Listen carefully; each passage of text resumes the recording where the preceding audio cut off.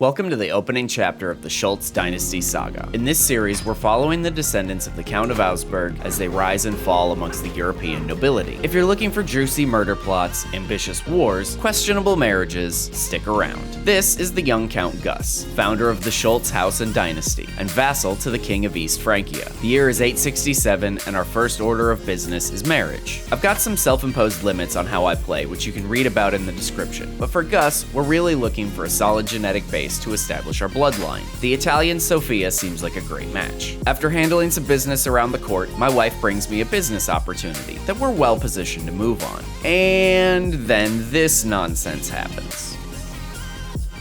Anyway, my incompetent bishop wants to claim my marriage is incestuous. Well, joke's on you, buddy, because I have no relatives and am a master diplomat, so that's not gonna fly. This dude just doesn't seem to know when to stop.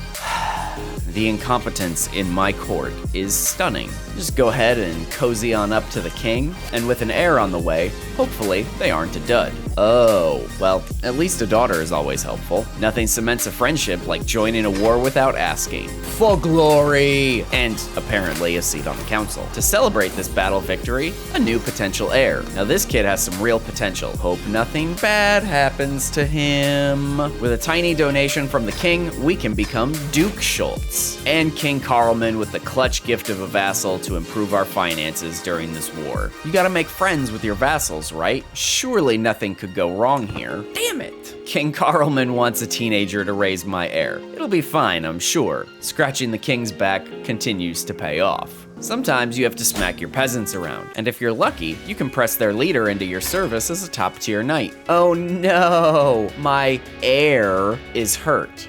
But what could we do to prevent this? Damn, he lived. Guess we should find him a wife. Beautiful giant seems right, yeah? Too bad you're getting disinherited. Intrigue appears to abound at my court. Let's go to a party. Drunken promises are the best promises. Oh, maybe I shouldn't drink so much. It was at this moment that he knew.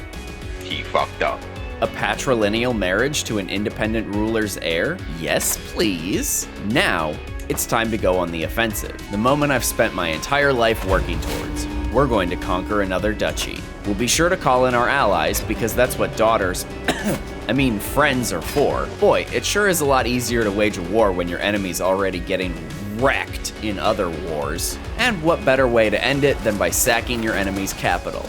And with that, we've doubled the size of the realm. The peace, of course, couldn't last. 3 years after securing the Duchy of Bohemia, the entire region rose in revolt, kicking off 3 straight years of wars between the revolution and helping my allies. And just when things were starting to settle down, my wife died. Observe, as I ask my grandson to marry his non-biological aunt because I forced his uncle into the clergy to help with the succession. But she's still a noble with good genetics, and with one more disinheritance, the lines of succession are clear and confederated partition won't split the realm in half.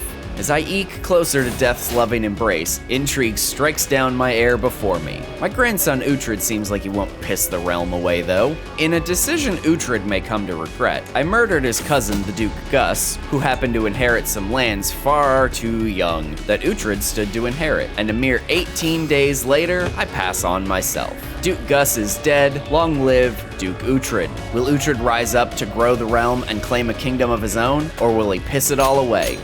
Be sure to subscribe to find out.